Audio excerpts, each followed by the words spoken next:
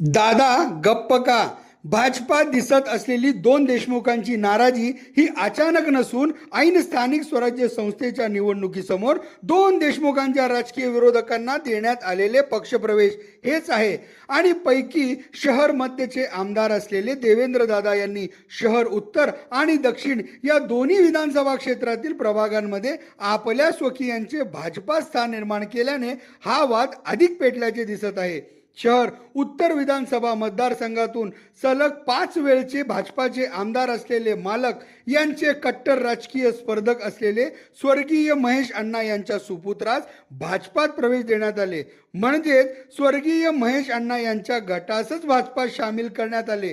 तर दुसरीकडे राष्ट्रवादी काँग्रेसच्या 2 नगरसेवकांना जो रात्रीच एका हॉटेलमध्ये पक्षप्रवेश झाला त्यावेळी देवेंद्र कोटेंचे बंधू प्रथमेश कोटे आणि भाऊजी विनायक कोंड्याल यांची उपस्थिती अनेक अर्थ सूचित करणारी ठरते.